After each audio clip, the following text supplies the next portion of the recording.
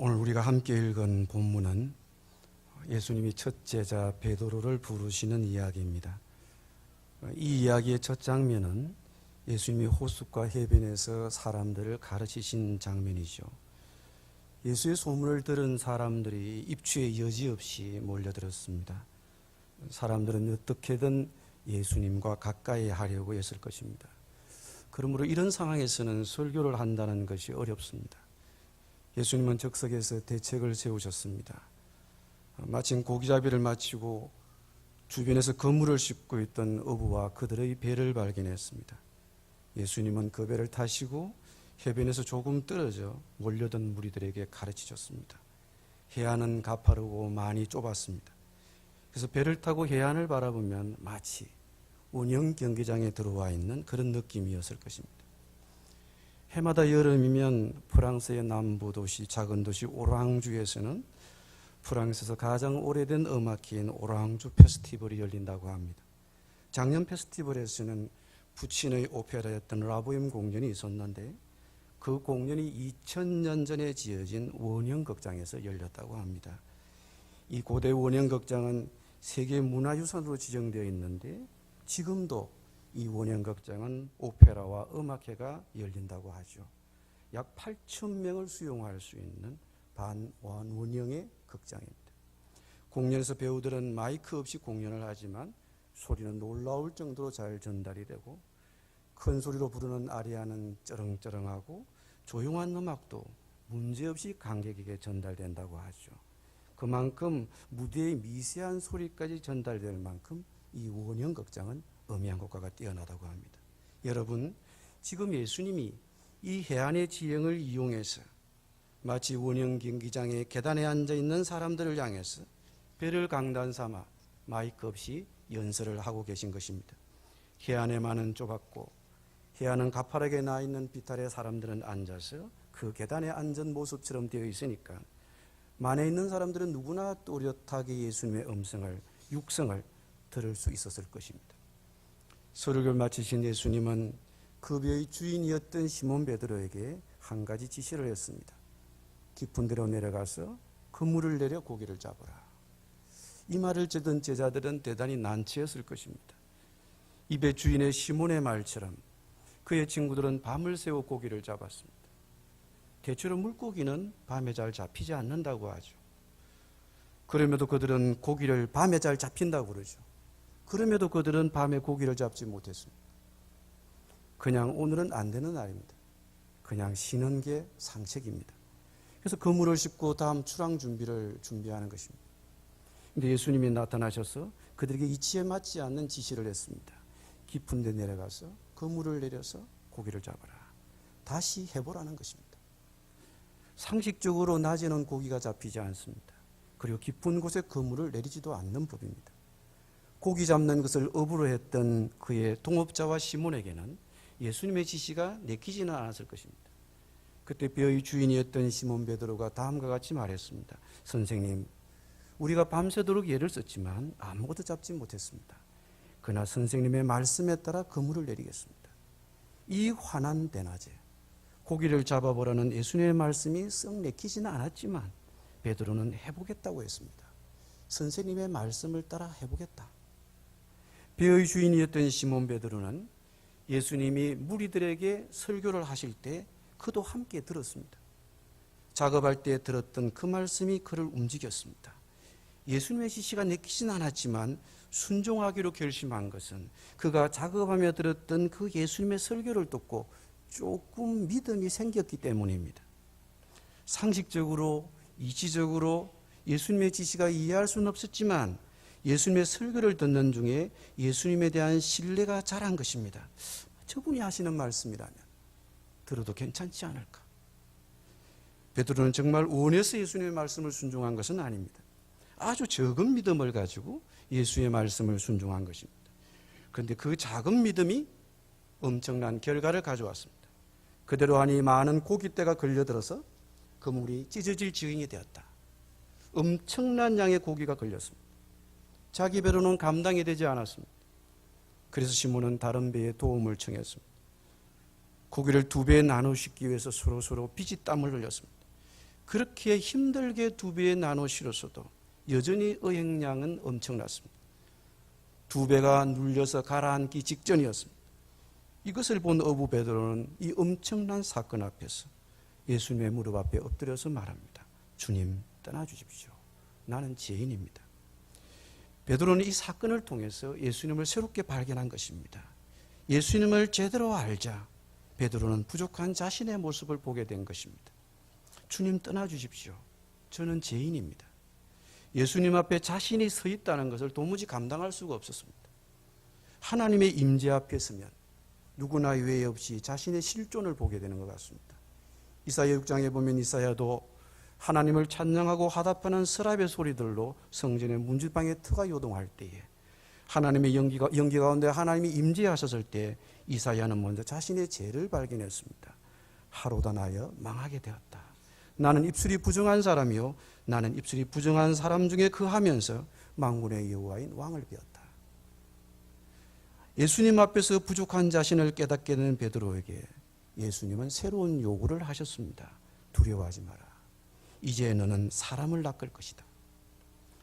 지금 너가 경험한 이런 사건들이 너의 인생 중에 계속 일어날 터인데 이제는 그 대상이 물고기가 아니고 사람이 될 것이다. 이제는 어부가 아니라 제자가 되어야 한다는 것입니다.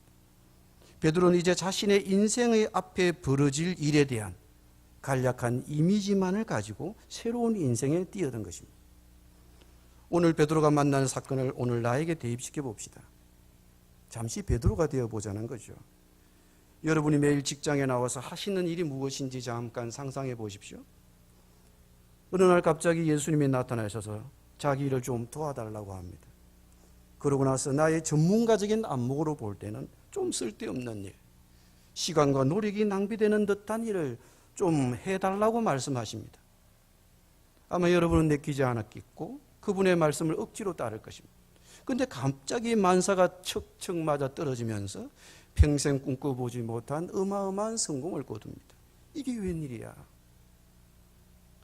예수님의 신기한 능력을 받아들이려고 애쓰는데 두려움이 밀려옵니다. 그때 여러분을 바라보는 그분에게서 엄숙한 명령이 떨어집니다. 이제부터 내가 너와 동업을 하겠다. 여러분 어떻게 반응하시겠습니까? 예수님을 동업자로 받아들이겠습니까? 혹 여러분은 아직 그 단계까지 안 일는지 모르겠습니다. 여러분은 해변에 모여있는 그 무리의 뒤편 어딘가에 앉아 있을는지도 모르겠습니다. 그래서 예수님이 하시는 말씀을 어느 정도는 들었을 것입니다. 예수님께 배를 빌려준 어부들도 잘 압니다. 잘 알다시피 그 어부들은 다른 사람이 다 잠자는 사이에 바다에 나가 고기를 잡기에 부지런히 밤샘 작업을 했습니다. 그런데 소득이 없었습니다. 그때 해변에서 여러분은 예수님이 그 어부들에게 하시는 말씀을 지켜보았습니다. 그런데 어부들이 밟지 않는 얼굴로 다시 바다로 나가서 그물을 던졌습니다. 바로 그때 엄청난 탄성 소리가 들렸습니다. 소동이 벌어졌습니다. 그 배의 주인 베드로가 예수님 앞에 무릎을 꿇었습니다. 그리고 나서 한꺼번에 자리를 떴습니다. 여러분은 지금 어떤 자리에 있습니까? 베드로의 위치가 나에게 맞습니까? 아니면 해변에서 그 광경을 지켜보던 무리 가운데 한 명이 나에게 맞습니까? 예수님은 그 어느 누구도 그 광경을 바라보는 자리에 있는 것만을 원치는 않습니다. 예수님의 능력을 체험하고 경험하는 자리에 있기를 원합니다. 예수님이 베드로와 그와 함께 했던 야고보와 요한을 부르신 목적이 무엇이었습니까? 두려워하지 마라. 이제 너는 사람을 낚을 것이다. 우리 모두 자기 직업을 버리고 저처럼 성직자로서 전임 사역자가 되기를 바라는 것입니까? 물론 그런 분도 있을 것입니다. 어떤 사건을 통해서 그 사람을 하나님의 종으로 부르는 것입니다. 그러나 그것이 일반적인 것은 아닙니다. 중세 때에는 성직자들만 소명을 받았다고 생각했습니다. 그래서 평신도의 활동, 그들의 주된 활동인 직업은 소명과는 아무런 관계가 없다고 생각했습니다. 평신도들의 직업 활동은 이 세상에서 생을 영위하기 위해서 빵을 버는 수단으로서 의미가 있는 것이었습니다. 그때 루터가 고린도전서 7장에서 성직자만 하나님으로부터 부름받는 것이 아니라 모든 사람이 하나님으로부터 부름을 받는구나 하는 사실을 발견했습니다. 그래서 여기서 부름이라고 하는 것은 이중적인 것입니다. 그 하나는 구원하기 위해서 부르는 것이고 또 다른 하나는 이웃에게 제사장 노릇하도록 부르시는 것입니다.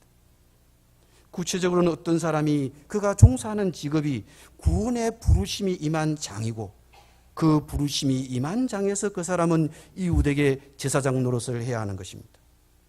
그 직업을 통해서 이웃에게 제사장 노릇을 해야 합니다.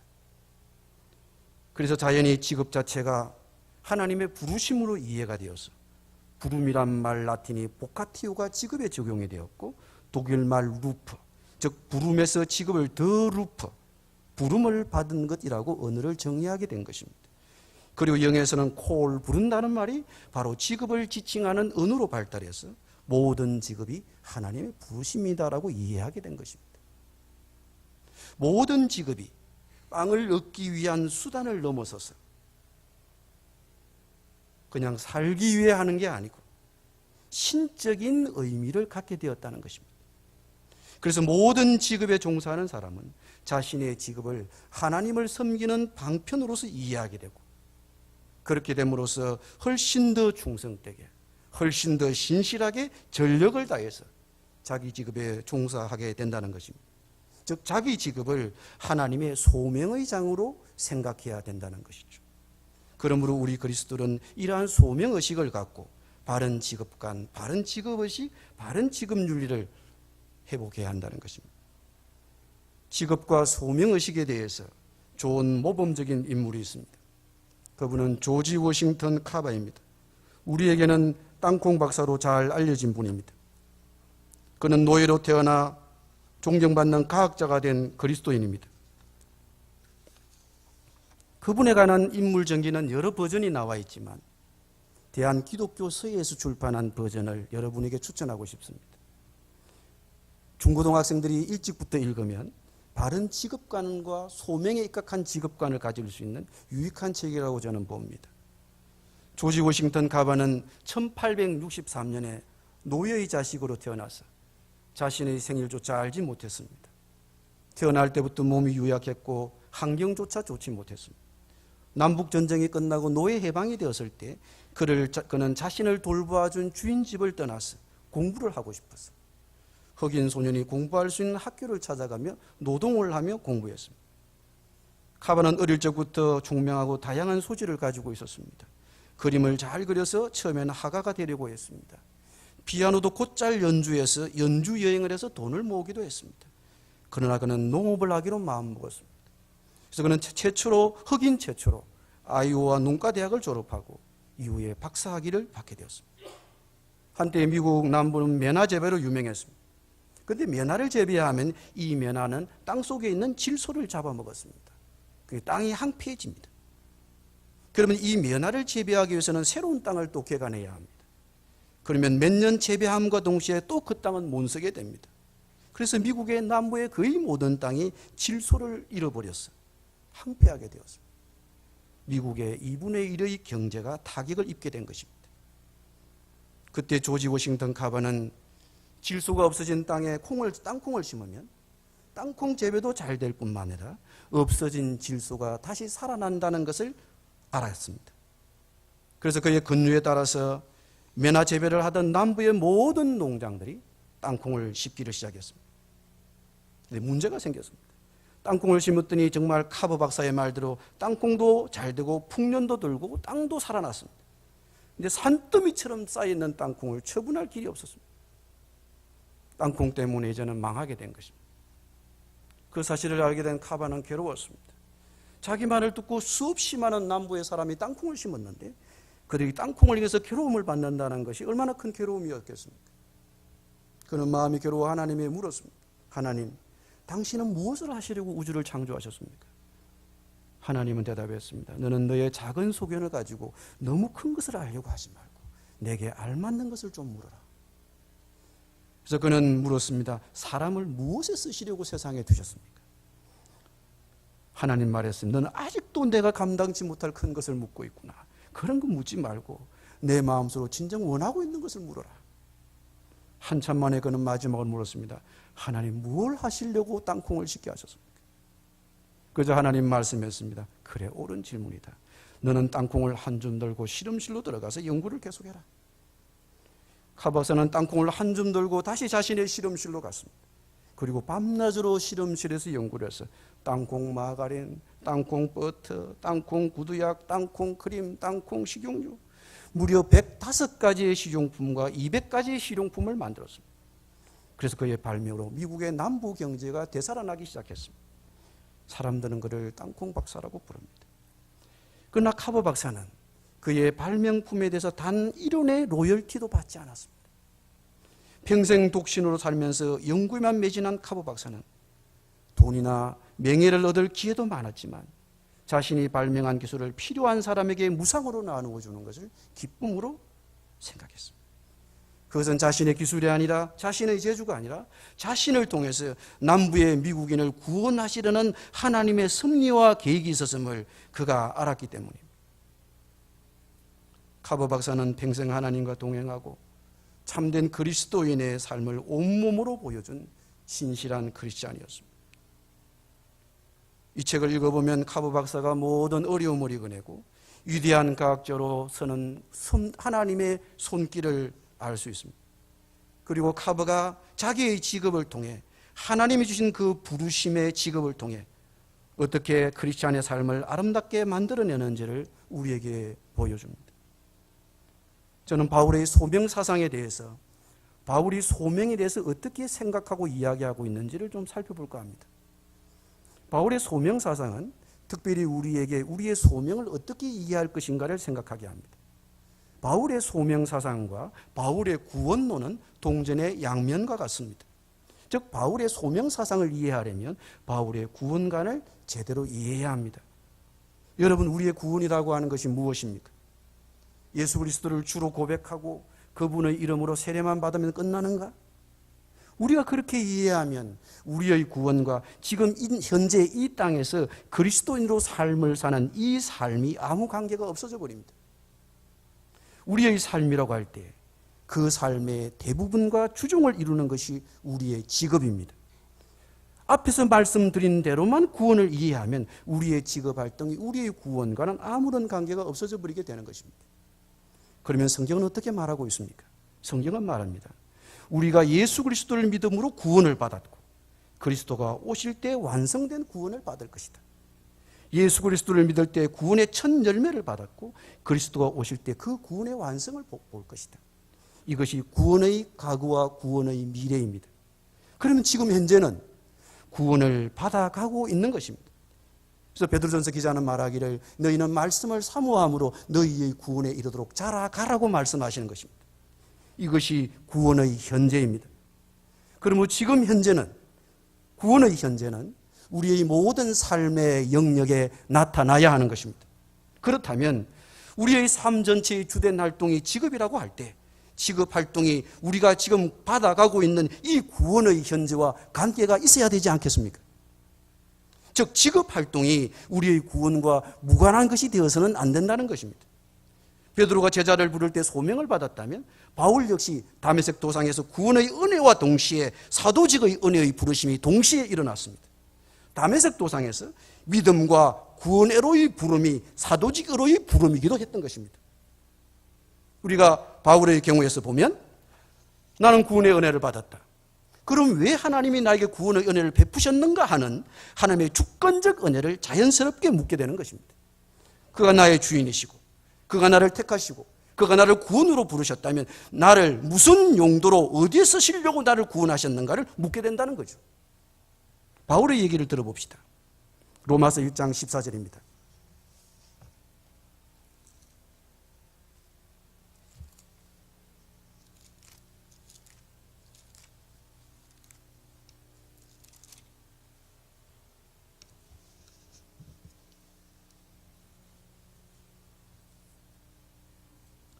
로마서 1장 14절을 함께 읽어보겠습니다.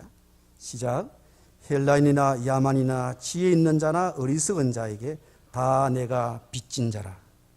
이 빚진 사람이라고 하는 말은 빚을 갚아야 할 법적 의무를 가진 채무자를 말합니다. 그러면 그가 무슨 빚을 졌다는 말입니까? 우리는 하나님께서 우리에게 구원을 주셨고 어떤 식으로든 우리로 구원의 메시지를 듣게 하셨기에 우리는 빚진 자입니다. 즉 우리는 자기 구원에 빚을 진 것입니다. 갈라디아서 1장 13절 말씀 보겠습니다.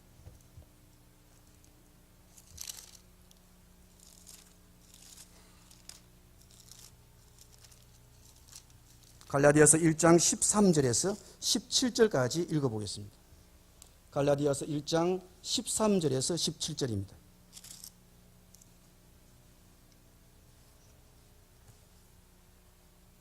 (1장 13절에서 17절) 나누어 읽어보겠습니다.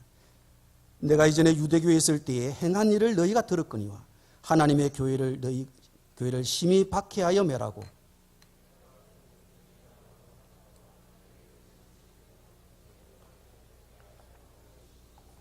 그러나 내 어머니의 태로부터 나를 택정하시고 그의 은혜로 나를 부르신 이가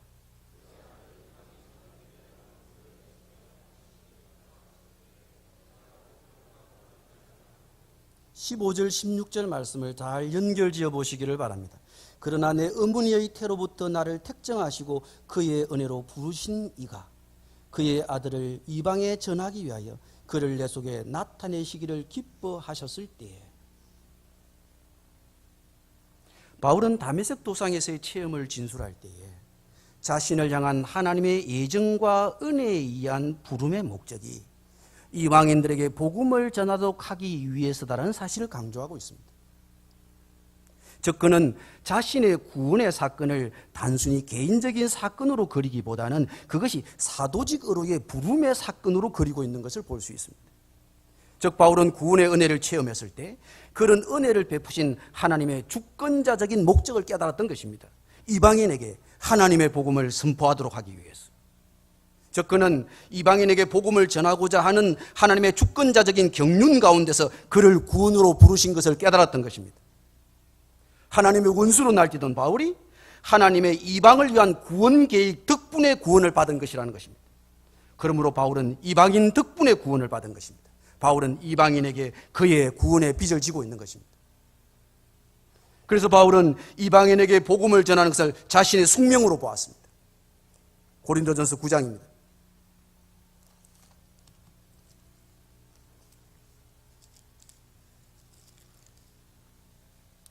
9장 13절입니다.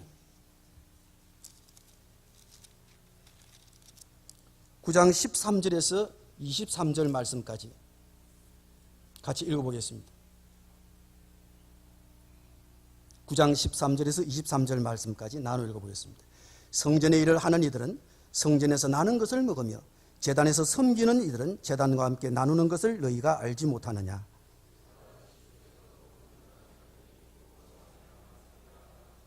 그러나 내가 이것을 하나도 쓰지 아니하였고 또 이 말을 쓰는 것은 내게 이같이 하여 달라는 것이 아니라 내가 차라리 죽을지언정 누구든지 내 자랑하는 것을 헛된 대로 돌리지 못하게 하리라.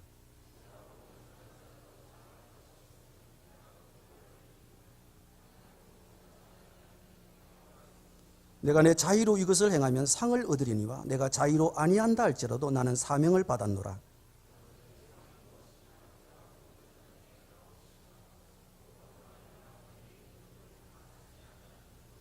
내가 모든 사람에게서 자유로우나 스스로 모든 사람에게 종이 된 것은 더 많은 사람을 얻고자 함이라.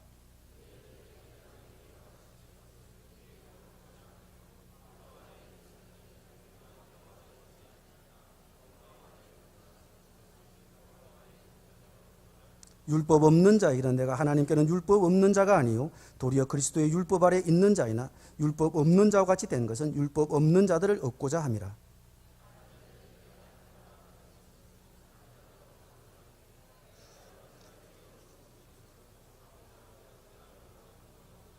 내가 복음을 위하여 모든 것을 행함은 복음에 참여하고자 함이라.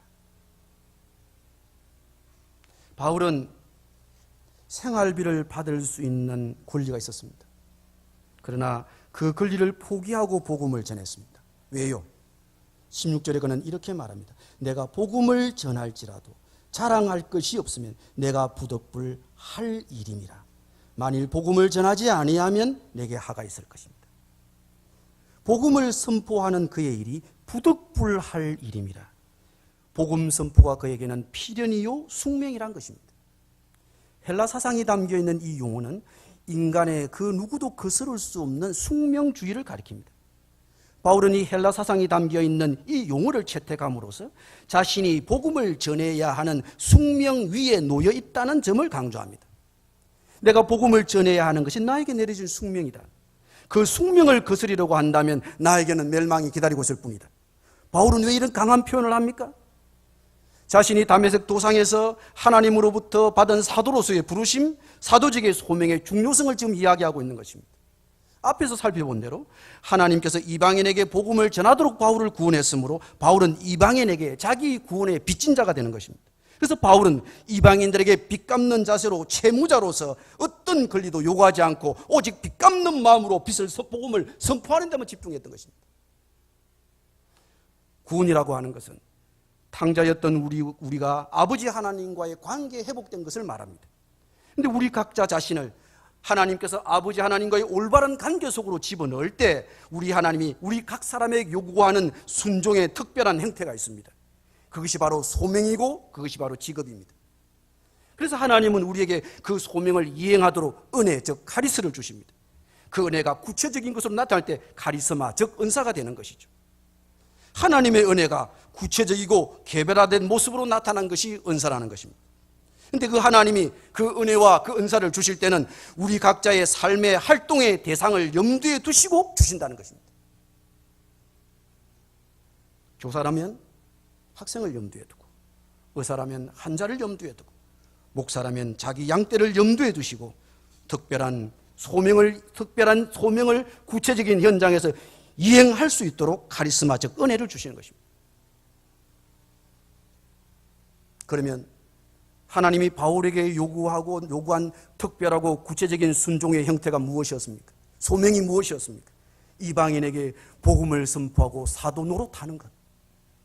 그러면 사실 우리 각자에게 적용해 봅시다.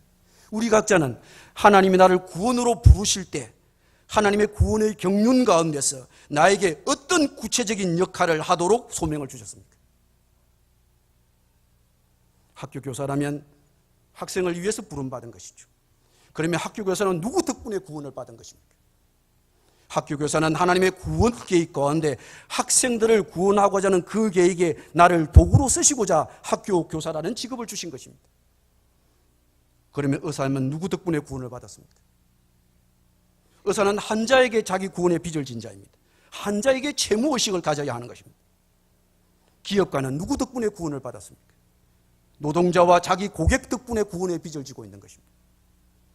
하나님의 올바른 관계 속에 있는 자는 자기 자신을 향한 이런 주권적인 목적에 순종해야 하는 것입니다. 나는 나의 활동의 대상들에게 빚진 자입니다. 구원의 빚진 자입니다. 나는 빚진 마음으로 하나님의 구원의 힘을 그에게 전달해야 하는 것입니다. 의사는 환자에게, 기업가는 노동자와 고객에게, 선생은 학생에게 빚진 자로, 채무자로 상호 섬김의 의무를 이행해야 하는 것입니다. 여러분은 어떤 소명을 받았습니까? 하나님이 여러분을 부르실 때, 구원으로 부르실 때 여러분의 삶의 구체적인 특별한 순종의 양태로서 여러분의 삶의 현장에서 어떤 일을 하도록 부르셨습니까? 여러분의 직업은 무엇입니까? 직업은 소명입니다. 직업은 구원과 무관한 것이 아니에요. 우리가 믿을 때 그 구원이 이루어지고 있는 과정입니다. 물론 직업만 아니죠. 모든 활동이 다 그렇습니다. 특별히 우리의 주된 활동이 이루어지고 있는 직업 활동에서 그 대상이 되는 자들에게 나의 구원에 대한 빚진 자로서, 채무자로서 의무를 감당하는 여러분이 되시기를 바랍니다. 소명을 주신 하나님은 그런 역할을 감당하도록 은혜를 주실 것입니다. 자기 힘과 자기 자원을 의존하지 말고 하나님을 전적으로 의존하고 순종함으로 빚진 자의 마음으로 여러분이 직장 사역을 감당하시기를 바랍니다. 그게 믿음이고 그게 은혜입니다. 그것이 직업에 대한 소명의식입니다. 직업은 소명입니다. 기도하겠습니다.